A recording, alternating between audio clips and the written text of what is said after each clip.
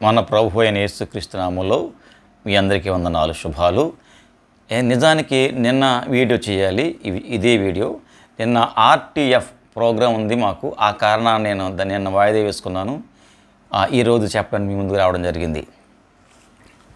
ముఖ్యంగా థంబ్నెయిల్ చూశారు కదా, దాంట్లో ఏముందంటే నేనే సత్యం నేనే జీవం అంటే అర్థం చెప్పలేని అసమర్థులు అన్నాను.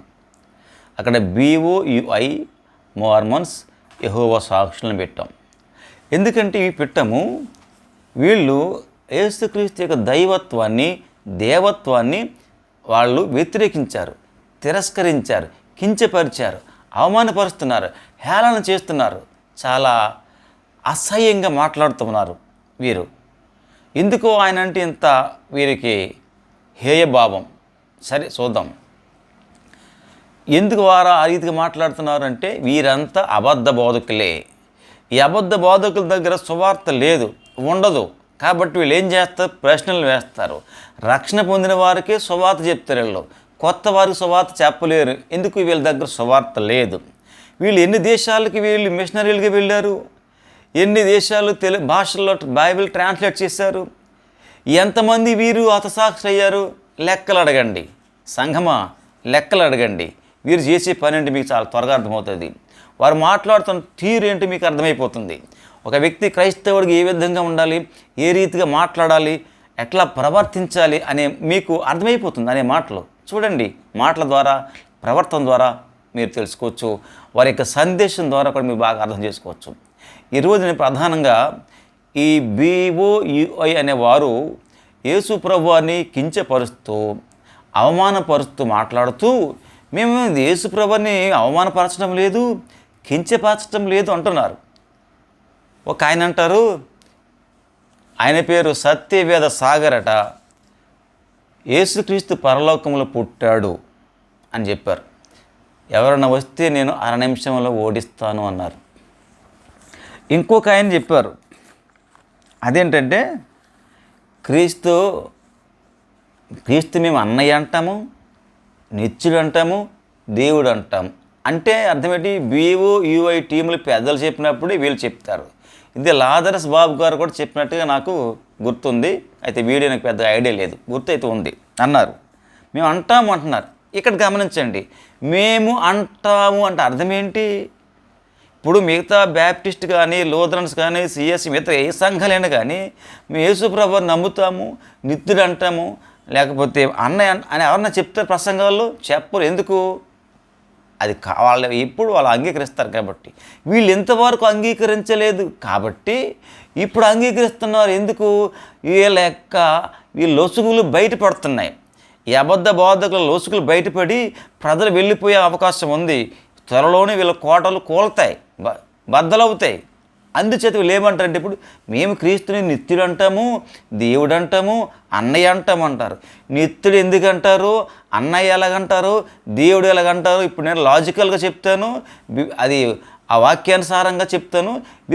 వీరు అన్న దాంట్లో ఎంత ఖచ్చితం ఉందో, ఎంత మోసం ఉందో మీకు చెప్తాను. జాగ్రత్తగా వినండి, నిదానంగానే చెప్తాను, మీరు సావధానంగా వినండి. ముఖ్యంగా నేను వీరిలో ఎవరంటే, ఎవరు లాజరస్ ప్రసన్న బాబు గారు మాట్లాడుతూ ఒక వీడియోలో యేసు ప్రభువు వారి గురించి చాలా చెప్పారు. నేను అది షార్ట్ కట్ రాసుకుని చెప్పేస్తాను. ఏంటంటే, దేవుడే ఆయనను సృష్టించాడు, ఆయనకు జన్మనిచ్చాడు, ఆయన కొడుకు యేసయ్య, ఆయన ఈ లోకానికి క్రీస్తుని పంపించాడు, పంపాడు అంతే, ఆర్డర్ వేసి గెంటేశాడు అని అర్థం. పంపాడు అంటే యేసు ప్రభువుకి అక్కడికి అధికారం ఏమీ లేదు, ఆయన పంపితే పోయొచ్చాడు అంతే అని చెప్పాడు. తర్వాత క్రీస్తు ఏమవుతుంది, దేవుని కంటే గొప్పవాడు కాదు. అలాగే ఇంకేం చెప్పాడంటే, ఆయన లోబడి ఉన్నాడు, లోబడాల్సిందే యేసు ప్రభువారు, దేవునికి తండ్రి అని దేవునికి లోబడాల్సిందే. తర్వాత శిలువ సమయంలో మరణమును తప్పించు అని ప్రార్థించాడు. ఆ తర్వాత యాచించాడు, అడుక్కున్నాడు. ఆయనకి అధికారం లేదు, దేవుడిచ్చింది. ఆయనకి ఏమీ లేదు, తండ్రిని దేవుడిచ్చింది. భిక్ష చేశాడు, భిక్ష దానం చేశాడు అంతే. యేసు ప్రభుకి ఏమీ లేదు. భిక్ష అంటే తెలుసుకోండి, తెలియపోదాం, మీకు అర్థం కావటం లేదా అన్నారు ఈ లాజరస్ ప్రసన్నబాబు గారు. భిక్ష అనే పదం తెలుగు పదం కాదు, అది సంస్కృత పదం. సోదరులు గ్రహించాలి. అడుక్కోవడం అని అర్థం. చెప్పినప్పుడు మీరు కూడా చూసుకోండి, పదాలు తెలుగు పదం కాదు. భిక్ష అంటే సంస్కృత పదం. ఇది చెప్తున్నాను యేసుప్రభు వారి గురించి. అంటే యేసుప్రభు వారికి ఏమీ లేదు. ఆయన కేవలం పరలోకంలో పుట్టాడు, జన్మనిచ్చాడు. ఎప్పుడు పుట్టాడు, ఎక్కడ పుట్టాడు చెప్పట్లే. వాళ్ళ దగ్గర రెఫరెన్స్ లేవు. చెప్పాలి కదా, ఆధారం లేని మాటలు చెప్తే బేస్లెస్ ఇవన్నీ కూడా. సంగమా జాగ్రత్త. నేను మీకు వివరించి చెప్తాను, ఈరోజు వివరించి చెప్తాను, శ్రద్ధగా వినండి. నేను చెప్పిన దాంట్లో రైట్ ఉందో, వారు చెప్పింది రైట్ ఉందో మీకే అర్థమవుతుంది. నాకు చాలామంది కామెంట్లు చేస్తూ ఉన్నారు, వాళ్ళ బ్యాచ్ చెయ్యండి, ఏం పర్వాలే. విని స్కిప్ చేయకండి, మొత్తం చూడండి. తర్వాత మీకు నచ్చిన విధంగా కామెంట్ చేసుకుంటే తప్పేం లేదు. ఆ స్వేచ్ఛ మీకు ఉంది. చెప్పే స్వేచ్ఛ నాకు ఎలాగైతే ఉందో కామెంట్ చేసే స్వేచ్ఛ కూడా మీకుంది. నో ప్రాబ్లం, చేసుకోండి. ఇప్పుడు యేసుప్రభు వారికి ఏమీ లేదు, ఆయన పుట్టినవాడు. ఇప్పుడు కొందరు అడిగారు, అరే యేసుప్రభు వారు పుట్టినవాడైతే ఆయన దేవుడు ఎట్లా కవుతాడు అని ప్రశ్నించారు.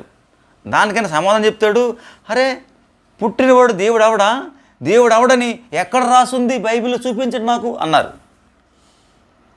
ఇప్పుడు వినండి, పుట్టినవాడు దేవుడు ఎందుకు అవడు అవుతాడు అంటే సొంత మాటలు, సొంత వ్యాఖ్యానం. మహాపండితులు సంవత్సరాల తరబడి చదివి కామెంటరీ రాస్తే ఆయన దొంగ కవితలట, దొంగ కవిత. వీళ్ళకి ఏం అక్కలేదట, వీళ్ళు ఏమీ చదవకుండా చెప్పేస్తారు, మనం అందరం వినాలట. ఇదిగో దెయ్యాల బోధ చూడండి. యేసుప్రభు దేవుడు అంటాం మేము, అంటమే, నువ్వు అనడం ఏంటి, ఎలాగంటావు, ఆధారం చెప్పాలి నాకు. ఇప్పుడు ఏమంటున్నారు మీరు, మేము దేవుడు అంటాము నిత్యుడు అంటే ఇప్పుడు అన్నారు అంటే అర్థం ఏంటి? ఎంతవరకు వీళ్ళు అనలేదు. వీరికి యేసుప్రభు అంటే గెట్టదు, యేసుప్రభు వీళ్ళకి దేవుడు కాదు, పుట్టాడు అంతే, జస్ట్ మన మీద కాస్త బెటరు అంతే వీళ్ళ భావంలో. ఇప్పుడు చూడండి, పుట్టినవాడు దేవుడు ఎట్లాగా అవుతుంది ప్రశ్నించారు చాలామంది. ఆయన అంటాడు, పుట్టినవాడు అంటే జన్మించినవాడు, సృజింపబడినవాడు దేవుడు కాడని ఎక్కడ రాసి ఉంది బైబిల్లో అంటాడు. ఇప్పుడు చూడండి, నేను చెప్తాను. నిర్గమకాండం 3:14 ఏముంది? నేను ఉన్నవాడను అన్నాడు దేవుడు. ఆ కింద ఉన్నది మరలా ఉండునను వాడు. జాగ్రత్తగా పరిశీలన చేయండి. నేను ఉన్నవాడను, నేను అన్న దేవుడే. ఉన్నవాడు అంటే అర్థమేంటి? ఆయన పేరే అది. ఉండునను వాడు అంటే ఉనికి కలిగి ఉండుట, అది అర్థం. నేను ఉన్నవాడని, 3 సర్వకాలాలలో ఉన్నవాడను అని చెప్తున్నాడు. నా పేరు అదే. ఉండునను వాడు అంటే ఉనికి కలిగిన వాడే ఉండుట అర్థం. ఉండుట అంటే ఉనికి కలిగి ఉండుట అంటే నిర్జీవమైన దానికి భిన్నంగా ఉండుట. దీన్ని ఒక విధంగా జీవం అని కూడా అంటారు. ఉనికి కలిగిన వాడే దేవుడు. మరి యేసుప్రభు వారు వీళ్ళు ఏమంటున్నారు? వీళ్ళు యేసుప్రభు వారు మొదట లేడు, తండ్రి అయిన దేవుడు పరలోకంలో పుట్టించాడు, క్రియేట్ చేశాడు అని చెప్తున్నారు వీళ్ళే. మరి వీళ్ళే మళ్ళీ ఏమంటారు? మేము దేవుడు అంటామంటున్నారు. ఇది ఏంటిది వైరుధ్యం? ఏంటిది డైకాటమీ? ఏంటిది? మేము పుట్టించారు అంటున్నారు వీళ్ళే, మళ్ళీ దేవుడు అంటామంటున్నారు. మరి ఇక్కడ తండ్రి దేవుడు అంటాడు, నేను ఉన్నవాడు అంటే ఉనికి కలిగి ఉన్నాను కాబట్టి దేవుడు అయ్యాడు. మరి యేసుప్రభు ఉనికిలో లేడని మీరే చెప్తున్నారు. ఇప్పుడు ఆయన మధ్యలో వచ్చాడని చెప్తున్నారు, క్రియేట్ చేయబడ్డాడు అంటారు, పుట్టించారు అంటారు, సృజించబడ్డాడు అంటున్నారు. మరి దేవుడు ఎట్లా అవుతాడైనా? మీరు దీనికి ఆన్సర్ ఇవ్వండి. ఉండునను వాడు అనుకోవడం కింద అంటే ఉనికి కలిగి ఉన్నాడు, ఎగ్జిస్టెన్స్, తనకు తానుగా ఉంటేనే దాన్ని ఏమంటారంటే, అది లాటిన్ పదం ఎక్స్టార్ అనే పదం వస్తుంది. ఎగ్జిస్టెన్స్ అన్నది అంటే దానికి ఎలా చెప్పాలంటే అది స్వయంభవత్వం. దాన్ని ఏమనాలంటే స్వయంభవత్వం అంటే తనకు తానుగా ఉండాలి. ఇప్పుడు మీరు యేసుప్రభు మీరు పుట్టారు అంటున్నారు కదా, మరి ముందు ఉనికిలో లేడు కదా, మరి ఇప్పుడు ఈయన స్వయంభుడు ఎట్లాగవుతాడు? కాలేడు కదా. మరి కాలేని దేవుడు మీరు ఎలా పూజిస్తున్నారు? ఇప్పుడు మేమే క్రైస్తవులు అని చెప్తాం అంటున్నారు, ఎలా పూజిస్తారు మీరు? మీ కృష్ణుడు కాదంటున్నామంటున్నారు. మీరు ఎలాగ ఆరాధిస్తారు యేసుని? మీరు అబద్ధ బోధకులు వారా, జాగ్రత్తగా వినండి. సంఘమా, వీళ్ళు మోసాలు గమనించండి. తండ్రి అయిన దేవుడు 3:14 నిర్గమకాండంలో ఉండునను వాడు అన్నాడు. నేను ఉన్నవాడు అన్నాడంటే ఆయన ఉన్నవాడు ఎగ్జిస్టెన్స్ ఉంది.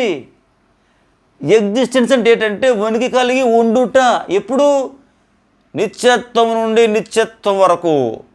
మరి ఇప్పుడు యేసుప్రభు వారు ఏమంటున్నారు? పుట్టారు అంటున్నారు. ఈయనకి మరి నిత్యత్వం లేదు కదా, నిత్యత్వం లేదు కదా. పుట్టిన వారు ఎలా ఉంటారు? మనం పుట్టించబడ్డాము. దేవుడు ఉన్నవాడు, మనమేంటి? మనం ఉన్నవాళ్ళమే. దీనికి ఆర్ఎస్ఎస్ ప్రభులు ఏం చెప్తారంటే దేవుడు ఉన్నవాడు, మనము ఉన్నవాళ్ళమే. అంటే అలాగా దేవుడు అంటే ఉన్నవాడు అర్థం అంటే మార్పు లేకుండా ఉన్నాడైనా మనం మారుతూ ఉన్నాము, అది తేడా. అంటే వీళ్ళు చెప్పిన ప్రకారము సృష్టించబడిన యేసుప్రభు వారు కనుక సృష్టించబడితే ఈయన కూడా మారుతూ ఉన్నాడనమాట. ఉన్నాడు కానీ అలాగా మారుతూ ఉన్నాడు. ఇది దేవుని యొక్క లక్షణం కాదు. దేవునికి ప్రధాన లక్షణం ఏంటంటే స్వయంభవత్వం. స్వయంభవుడు, తనకు తానుగా ఉండాలి, తనకి ఎవరు ఏది ఆధారం కాకూడదు. ఎస్సిటీ అంటది లాటిన్ వర్డ్. సెల్ఫ్ ఎగ్జిస్టెన్స్ ఉండాలి. దానికి ఏది ఆధారం కాకూడదు, తనకు తాను శక్తి కలిగి ఉండాలి. దానికి ఏమంటారంటే దేవుడు ఆధారపడేవాడు కాదు, తనకు తానుగా ఉండుటకు సమర్థుడు, ఆయన దేని నుండి సృష్టింపబడలేదు. ఇదే స్వయంభవత. ఇవన్నీ మీకు అర్థం కావాలి. లాటిన్లో ఎస్సిటీ అని ఉంది, అంటే స్వయం నుండి రావాలి. మరి యేసుప్రభు ఎక్కడి నుంచి వచ్చారన్నారు? వీళ్ళు తండ్రి నుంచి వచ్చారంటున్నారు. మరి యేసుప్రభు వారు తండ్రి నుంచి వస్తే ఈయనకి స్వయం లేదు కదా, లేనప్పుడు దేవుడు ఎట్లాగా అవుతాడు? ఈయన కూడా మనలాగా ఉన్నవాడే. అంటే అలాగా మారుతూ ఉన్నవాడు. ఈ మారుతూ ఉన్నవాడిని మళ్ళీ మేము దేవుడు అంటామంటారా? దొంగ బోధకులారా, మీకేమన్నా సత్తా ఉంటే ఒకసారి ఆలోచించండి, రండి వీడియో చేయండి, మీకు ఎంత సామర్థ్యం ఉందో. అందుకే అన్నాను అసమర్థులని. ఉండునవాడు, నేను ఉన్నవాడను అన్నాడు తండ్రి అయిన దేవుడు. కింద ఉండునవాడు ఉంది, అంటే ఎగ్జిస్టెన్స్ ఉంది ఆయనకి. అంటే ఆయనకి ఏం ఆధారం అవసరం? ఆయనకి ఆయన కానీ ఆధారం. మరి యేసుప్రభు వారు కూడా అలాగే ఉండాలంటే ఎలా ఉంటాడు? మీరు చెప్పిన మాట ప్రకారం లేడు కదా. పరలోకంలో పుట్టాడా? ఇంకోటి లేదు. ఏమని చెప్తారు వీళ్ళు? ప్రకటన 3:14 ఏమన్నదంటే చదివి వినిపిస్తాను చూడండి. ఈరోజు కొద్దిగా లేట్ అవుతుందమ్మా, కాదు మీ సోదరులారా, కొద్దిగా దయించి ఓపిక వినండి, ఎందుకంటే చాలా సీరియస్ మ్యాటర్ ఇది. వీళ్ళు ఏమని చెప్తున్నారో దొంగ బోధకులు నేను చదివి వినిపిస్తాను. ప్రకటన 3:14 నేను చదివి వినిపిస్తాను, వాక్యం చెప్తాను మీకు, చెబితే మీకు బాగుంటుంది నా ఉద్దేశం. వీళ్ళు దొంగ బోధ ఎలా ఉన్నా చూడండి. ఆమె ననువాడును 3:14 నమ్మకమైన సత్యసాక్షి, దేవుని సృష్టికి ఆదియునైన వాడు చెప్పు సంగతి దేవుని కంటే దేవుని దృష్టికి ఆదియునైన వాడు. అంటే వీళ్ళ ఉద్దేశం దేవుని సృష్టికి ఆది ఎవరు అనుకుంటున్నారు? క్రీస్తే, ఈయనే సృజించాడు అని చెప్పి ఎక్కడికి వెళ్తారు? యోహాను సువార్త. కలుగు ఉన్నది ఏది ఆయన లేకుండా కలుగలేదు, సమస్తమును క్రీస్తే సృజించాడు అని చెప్తున్నారు వీళ్ళు. ఇంకోటి తెలుసు మీకు విషయం చెప్పాలా? గొప్ప ఆశ్చర్యం. వీళ్ళు ఎంత బోధ, మహాజ్ఞాని బోధలు చూడండి. యేసుప్రభు వారికి ముందు పరలోకం లేదట. ఎంత నాలెడ్జ్ ఉంది వీళ్ళ దగ్గర. యేసుప్రభు వారికి ముందు అంటే పరలోకం లేదట. అంటే పరలోకం ఎవరు సృజించారట? క్రీస్తే పరలోకాన్ని సృజించారట. సర్వ సృష్టికి ఆయనకి కారకుడట.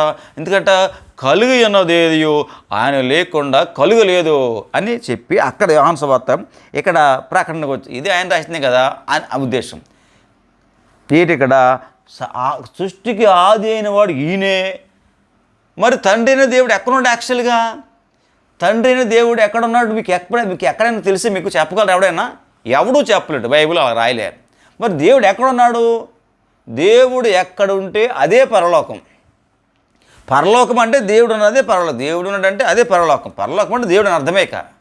మరి ఆ పరలోకాన్ని వీళ్ళు ఏమని చెప్తున్నారు? వీళ్ళు క్రీస్తు సృజించాడట. వీళ్ళు బోధ చూడండి. అంటే మరి అప్పుడు తండ్రి అయిన దేవుడు ఎక్కడ ఉన్నాడు? వీళ్ళు చెప్పే ప్రకారమేమో తండ్రి అయిన దేవుడే క్రీస్తుని సృజించడండి వీళ్ళు చెప్తూ, పరలోకాన్ని అంటే క్రీస్తు సృజించాడట. మరి దేవుడు అయినా తండ్రి అయిన దేవుడు ఉండేది పరలోకంలో ఉంటున్నాడు, అది ఎక్కడుందో మనకు తెలియదు.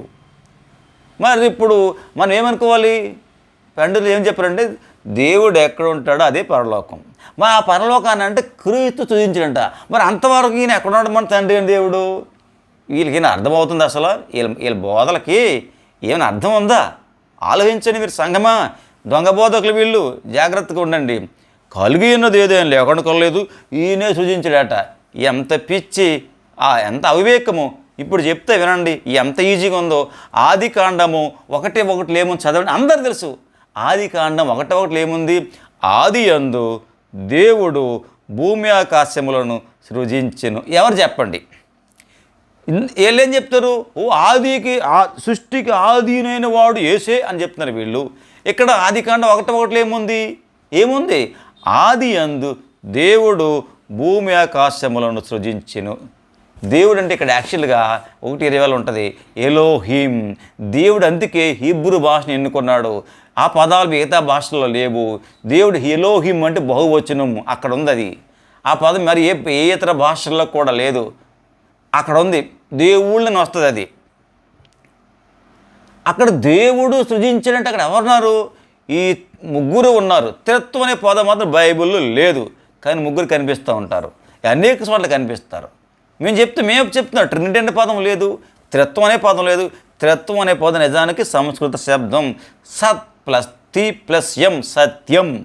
దీన్ని మీకు నేను స్పెషల్గా ట్రినిటీ వీడియో చేయబోతున్నాను, అప్పుడు చెప్తాను. ఈలోగా వీళ్ళ సంగతి తేల్చాలని ముందుకు వచ్చాను నేను. అర్థమైందమ్మా? కొంతవరకైనా సరే క్రీస్తు అంటే పరలోకాన్ని సృజించాడట.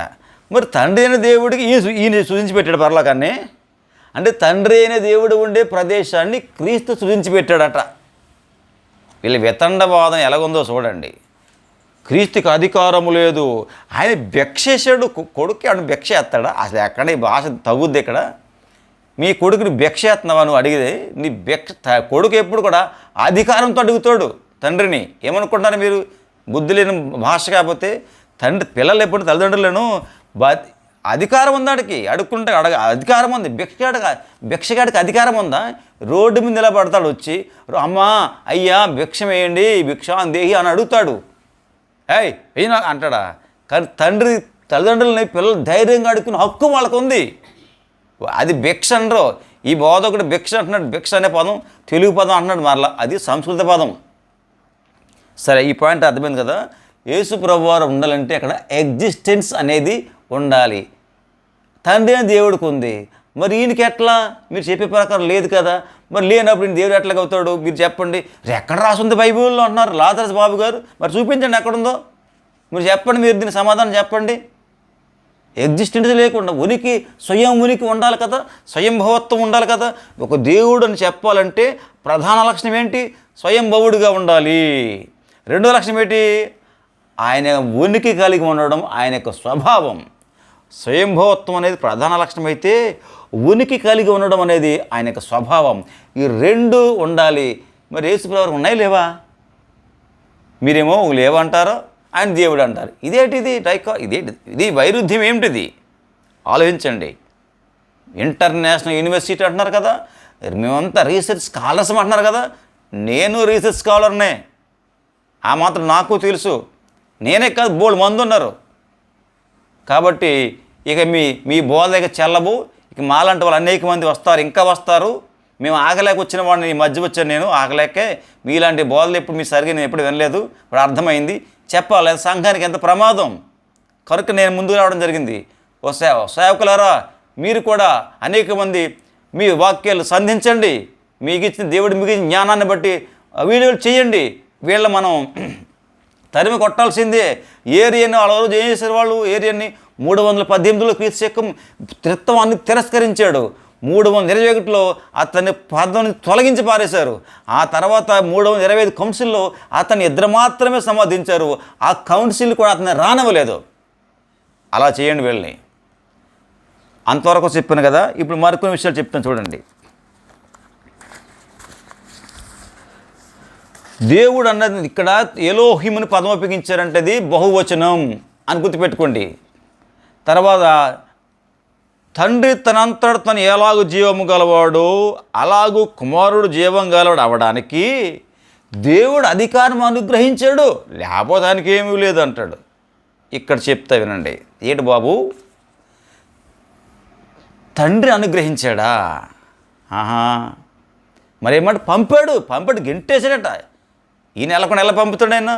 వారి ముగ్గురి మధ్యన బంధం మీకు అర్థం కాలే, వారి మధ్యలో ఉన్న విధేయత మీకు అర్థం కాలే, మీకు అర్థం కాదు. మీలంటే అది పరిశుద్ధాత్మ వెలిగింపు ఉంటే తప్ప అర్థం కాదు. మీరు ఏరియన్ సోదరులు, మీరు మీకు ఎలాగ అర్థమవుతుంది? మీరు సైతాను బోధకులే, మీకెందుకు అర్థమవుతుంది? జాగ్రత్తగా ఇంకా విందాము. తండ్రి తనంతట తన జీవం ఎలా కలిగి ఉన్నాడో అలాగే క్రీస్తు కూడా జీవం గలవాడుగా ఉండాలని అధికారం అనుగ్రహించాడు. లేకపోతే క్రీస్తుకి ఏమీ లేదు, అసలు ఈయనకి ఏమీ లేదు, పేరుకే అంతా ఆయనదే, భిక్ష చేశాడు అంటున్నారు. అలాగైతే జాగ్రత్తగా వినండి. యోహాను సువార్త 14:6 ఏముంది? నేనే మార్గం, సత్యం, జీవం అన్నాడు. మీ ఎవరికైనా సరే BOUI కానీ, మోర్మన్స్ కానీ, యెహోవా సాక్షులు కానీ, నేను బైబిల్ పరంగా నేను మీకు దేవుని తరపున మిమ్మల్ని అడుగుతున్నాను, సవాల్ చేయడం లేదు, కానీ మీ జ్ఞానం ఎంత ఉందో ఎంత ఉపయోగించి చెప్పండి. నేనే సత్యం, నేనే జీవం అని 2 పదాలకి అర్థం చెప్పండి. ఆ సందర్భంలో ఎందుకు అన్నాడో చెప్పండి. లోకంలో ఎక్కడ అబద్ధ బోధ ఉండదు. సంగమా గమనించండి, ఈ 2 పదాలు వాళ్ళు చెప్పమనండి. ఈ అబద్ధ బోధకులను అడగండి, చెప్పగలరేమో. ఆయన అన్నారు, ఆయన చెప్పారు, సత్యమన్నా సత్పురుషుడు, సద్బోధ ఒకటే నిజం, నేను ఒప్పుకుంటా. సత్ అనగా ఉండుట అంటే ఉనికి కలిగి ఉండుట. సత్ అంటే దేవుడు, అంటే సత్ అనగా సత్యము అనే పదం సంస్కృత పదం. అది నశించని ఆత్మ, శాశ్వతమైనది. ఇన్ని అర్థం దానికి, సత్యానికి జీవానికి కొద్దిగా తేడా ఉంది. మీరు చెప్పండి, నేను ఎలాగ చెప్తాను. ఇప్పుడు నేను ఎక్కువ చెప్పట్లేదు, మీరు పండుతుంది కదా, మీరు చెప్పండి. మీరు చెప్పిన తర్వాత నేను మళ్ళీ వీడియో చేస్తాను. సత్యం అంటే ఇంత చెప్పాను కదా, ఉండుట, ఉనికి కలిగి ఉండుట, దేవుడు అన్ని రకరకాలు ఉన్నాయి. జీవమన్నా కూడా ఉనికి కలిగి ఉండుట. సత్యం అంటే సర్వకాలావస్థలలో మార్పు లేనిది.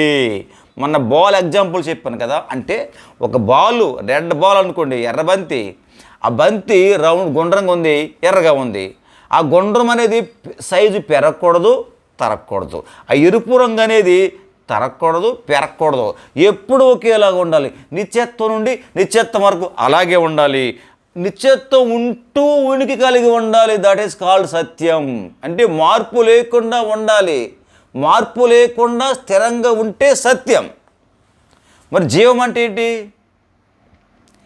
దానికి దీనికి ఒక కొద్ది తేడా. ఉనికి కలిగి తనంతట తానుగా ఉండాలి, స్వయంభవుడిగా ఉండాలి. అది జీవం అంటే. అంటే నిర్జీవానికి భిన్నంగా ఉండాలి, తనంతట తానుగా ఉండాలి, స్వయంభవత్వం కలిగి ఉండాలి. మీకు ఇంకా పండితులు కదా, ఇంకా బాగా చెప్పండి, మేము వింటాం. ఇప్పుడు నా తండ్రే సత్యం, నా తండ్రే జీవం అనాలా వద్దా? మరి ఈయనేమంటున్నారు? అన్ని దేవుడు భిక్ష చేసాడు, భిక్ష దానం చేశాడు అన్నారు కదా. మరి దానం చేసినప్పుడు ఎవడైనా మరి సేవకుడే కదా, ఆయన తండ్రి చేశాడు, ఈయనకి భిక్ష పాడేసినప్పుడు ఆయన ఏమనాలి? అమ్మో నా తండ్రి సత్యం, నా తండ్రే జీవం అనాలి కదా. అని ఎందుకు అనలేదు ఈయన? నేనే సత్యం. దమ్మును ప్రపంచం ఎవడి మాట ఉపయోగించలేకపోయాడు, ఒక్క యేసుక్రీస్తు తప్ప. నేనే జీవం. ఈ మాటకు అర్థం చెప్పగల సామర్థ్యం ఉంటే చెప్పండి, రండి. ఎందుకన్నాడు? నా తండ్రి సత్యం అనలేదే, నా తండ్రి జీవం అనలేదే, ఎందుకన్నాడు? మరొకటి, మరణించినప్పుడు శిలువ సమయంలో ఈ మరణం తప్పించు అని ప్రార్థన చేశాడు, యాచించాడు. యాచినట్టు అడుక్కోవడం. అబ్బబ్బబ్బబ్బా, ఎంత గొప్ప బోధ! అడుక్కున్నాడా? అయితే విన్నాడు ఒకసారి. నా ప్రాణాన్ని పెట్టడానికి నాకు అధికారం ఉంది, దాన్ని తీసుకోవడానికి నాకు అధికారం ఉంది అన్నాడా లేదా? నాకు అన్నాడా? నా ప్రాణం పెట్టడానికి నాకు తండ్రి ఉన్నాడు, నా తీసుకోవడానికి నాకు తండ్రి అని చెప్పాడు. ఇక్కడ ఏమన్నాడు? నాకు ప్రాణం పెట్టడానికి అధికారం ఉంది, తిరిగి తీసుకోవడానికి నాకు అధికారం ఉంది అని చెప్పాడు. లేదా నా తండ్రి ఇచ్చాడు అని చెప్పాడు. మీకు ఇక్కడ చూడండి, ఇటువంటి బోధలు చెప్పి మీ బోధలు చదువు సంధి లేని వాళ్ళ దగ్గర పనికొస్తాయి. సంధి అంటే భక్తి, చదువు అంటే తెలుసు అనుకోండి. చదువు సంధులు అంటే చదువులు ఈ భక్తి లేనటువంటి వాళ్ళే అయితే వింటారు మీ బోధ. మాలాంటి వాళ్ళకి ఇలాగే మాట్లాడతారు. చూద్దాం. ఇక నాలాంటి వాళ్ళు చాలామంది బయట వస్తారు, ఇప్పుడు వస్తారు, మాట్లాడతారు. మీ ఎంతో కాలం సాగు మీ దొంగ బోధలు, మీ అబద్ధ బోధలు సాగవు. అది యేసు ప్రభువారు ప్రాణం పెట్టడం నాకు అధికారం ఉంది, తిరిగి తీసుకున్న అధికారం ఉంది అన్నాడు ఆయన. తండ్రి, నీ వద్ద నాకు ఎట్టి మహిమ ఉన్నదో ఆ మహిమ నన్ను ఇప్పుడు మహిమపరచు నీ వద్ద అన్నాడు లేదా? ఏట మహిమ ఎవరిచ్చారు ఆయనకి? దేవుడు ఇచ్చాడు. మరి నా మహిమను ఎవరికి ఇవ్వనని చెప్పిన తండ్రి అయిన దేవుడు యేసు ప్రభు వారికి ఎందుకు ఇచ్చాడు? చెప్పండి సమాధానం. నా మహిమను ఎవరికి ఇచ్చేవాడను కానని చెప్పిన తండ్రి అయిన దేవుడు యేసు ప్రభు వారికి మహిమ ఎందుకు ఇచ్చాడు? అంటే తండ్రి అబద్ధం ఆడాడు ఇక్కడ. ఓ అబద్ధ బోధకులారా ఆలోచించండి. ఎందుకు ఇచ్చాడు ఆయన మహిమ?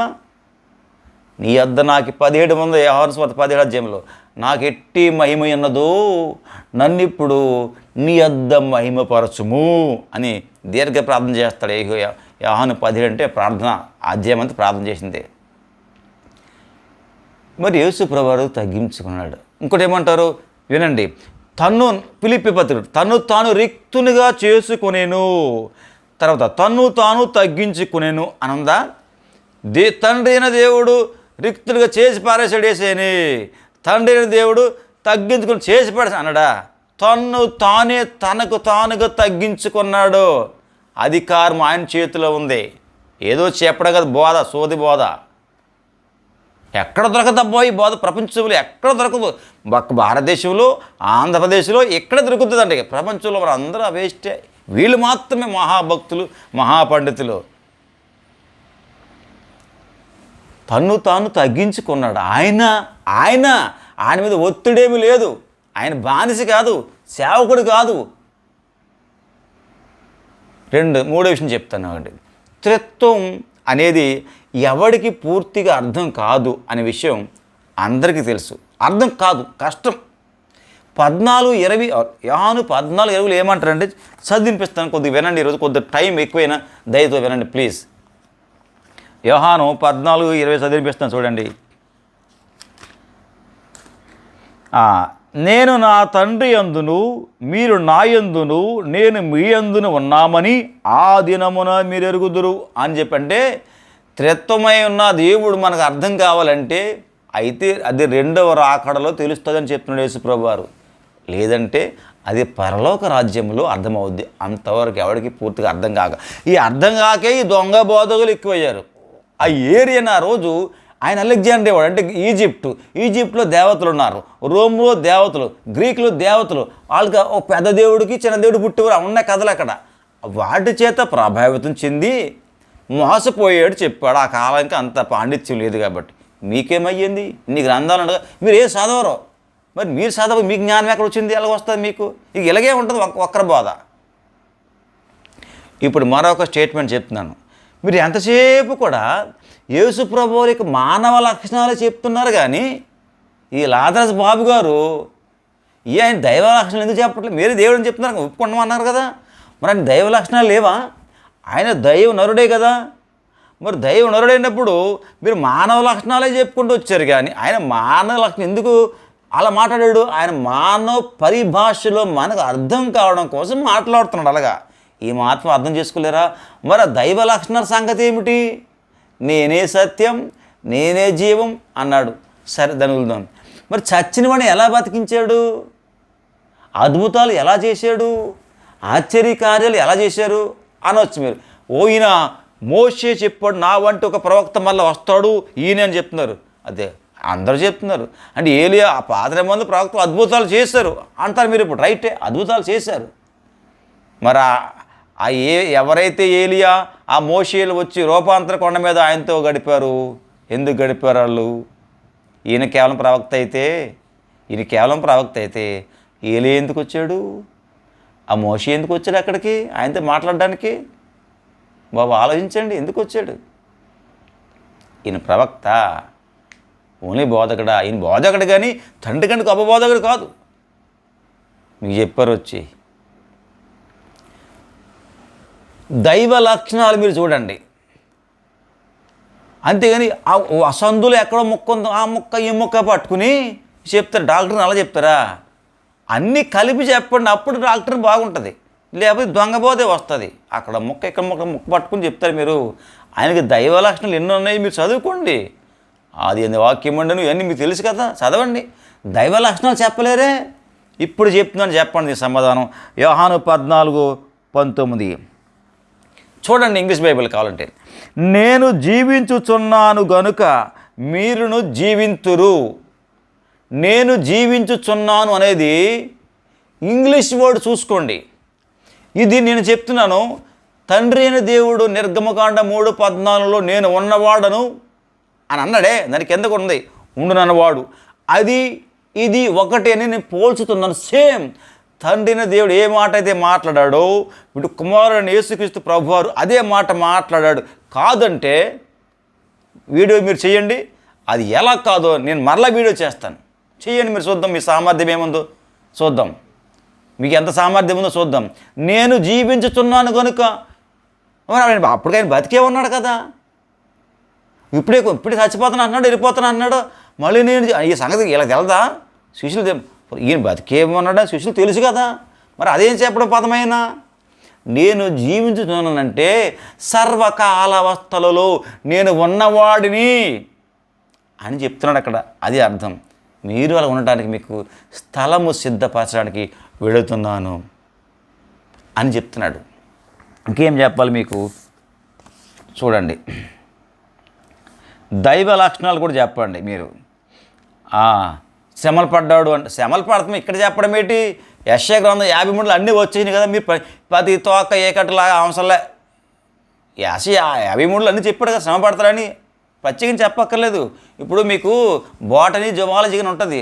ఈ జంతువులు ఈ కుటుంబానికి చెందినవి, ఈ మొక్కలు ఈ కుటుంబానికి చెందినవి అంటారు. అనేక వేల మొక్కలు ఉంటాయి, అది ఒక్క కుటుంబానికి చెందినవే.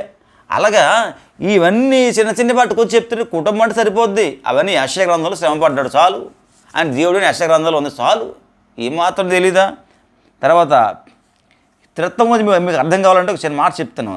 దేవుడు స్వాభావికతలో ఒక్కడు, రూపములు ముగ్గురు అని చెప్తారు. అయితే ఫస్ట్ ట్రినిటీ అనే పదాన్ని ఉపయోగించిన వ్యక్తి టెర్టులియన్. ఆయన ఏమన్నాడంటే దేవుడు ఒక జీవుడు ముగ్గురు వ్యక్తులు అన్నారు. ఈయన టెర్టులియన్ ఫస్ట్ ఈ పదాన్ని ఈయన ఉపయోగించాడు, త్రిత్వం అనే పదాన్ని, ట్రినిటీ. ఒక జీవి ఎవరిపై ఆధారపడకుండటమే ఎగ్జిస్టెన్స్ అంటారు. ఒక జీవి ఎవరిపైన ఆధారపడకుండా ఉండడమే ఎగ్జిస్టెన్స్. అంటే ఇప్పుడు యేసుప్రభువు వారు మీరు ఏమంటున్నారు? దేవుడు కాదు, ఆయన సృష్టించాడు, కానీ ఇప్పుడు దేవుడే అంటున్నారు. మరి ఇప్పుడు ఈయన ఎవరి మీద ఆధారపడ్డాడు? తండ్రి దేవుడి మీద ఆధారపడితే ఈయనకి ఎగ్జిస్టెన్స్ ఏది? ఉనికి లేనివాడు దేవుడు ఎక్కడ అవుతాడు? ఈయన ఎవరి మీద ఆధారపడకూడదు, తనంతడు తానుగా ఉండాలి, స్వయంభూత్వం ఉండాలి, స్వయంభవుడుగా యాసెటిక్ ఉండాలి. ఏది? ఒక జీవి ఎవరిపై ఆధారపడకుండానే ఎగ్జిస్టెన్స్ అంటారు, అంటే ఉనికి కలిగి ఉండాలి. అంటే ఇప్పుడు మీరు చెప్పిన ప్రకారం తండ్రిన దేవుడి మీద ఆధారపడి యేసుప్రభువారు, అయితే ఈయన ఉనికి లేనట్టే కదా. ఉనికి లేనివాడు మీరు దేవుడు ఎట్లా అవుతాడు? కామన్ సెన్స్ ఉపయోగించండి. ఇంకొకటి రెండోది, అది నిత్యత్వమై ఉండాలా ఆ జీవి.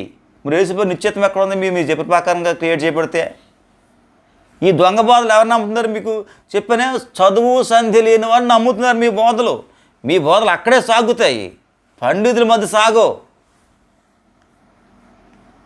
తర్వాత జీవించడానికి దానిలోనే అది శక్తి కలిగి ఉంటుంది, తనకు తానువే దానిలోనే శక్తి కలిగి ఉండాలి, ఎగ్జిస్టెన్స్ ఉండాలి ఆ జీవి. అంటే యేసుప్రభువారు తండ్రి అయిన దేవుని మీద ఆధారపడతాం కాదు, ఆ ముగ్గురు ఒక్కటిగా ఉన్నారు. అది నీకు అర్థం కాకపోతే నువ్వు నెమ్మదిగా ఉంటే మంచిది. మీరు రాజరాజ బాబు గారు మీలాంటి వారందరూ మీరు నెమ్మదిగా ఉంటే చాలు, సంఘాన్ని చెరపకండి. మీకు అర్థం కాకపోతే నేర్చుకోండి. ఇదిగో ఆర్టీఎఫ్లో మీరు నేర్చుకోండి, బాగా చెప్తున్నారు, నేర్చుకోండి. తర్వాత అది సృజింపబడినదిగా ఉండకూడదు, ఎగ్జిస్టెన్స్ ఉన్నది. మరి మీరు చెప్పిన ప్రకారం యేసుప్రభువు సృజించారు అంటున్నారు, పుట్టారు అంటున్నారు. మీది ఏం బోధ? ఒక ఆయన అయితే నాకు 1/2 నిమిషం చాలు ఎవరిని ఓడించేస్తాను. వీటి సమాధానం చెప్పండి చూద్దాం.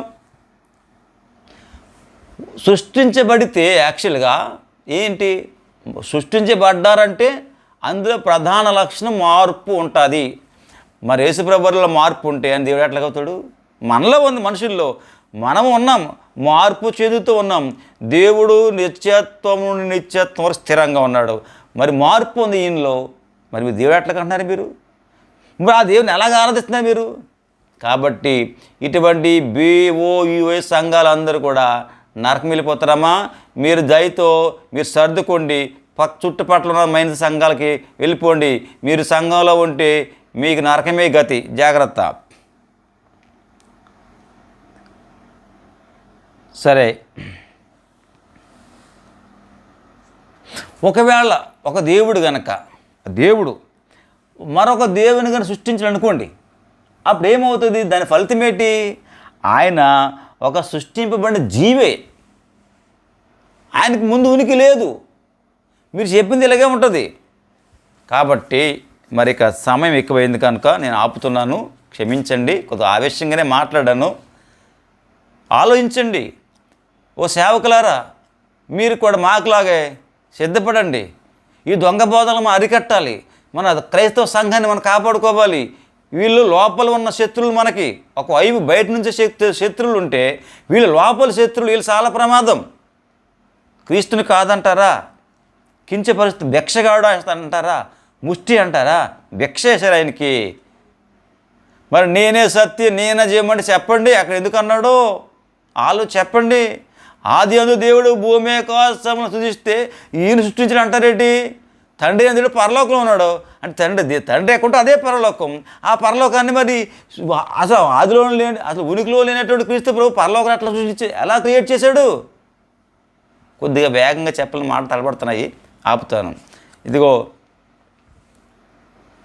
నేను రాసిన ఏసే అంతిమ సత్యం అనే పుస్తకాన్ని త్వరలో వైజాగ్లో మాకు యుఎస్ఐ పూర్వ స్టేట్ సెక్రటరీ ఎం కృష్ణయ్య గారు దీన్ని రిలీజ్ చేయబోతున్నారు.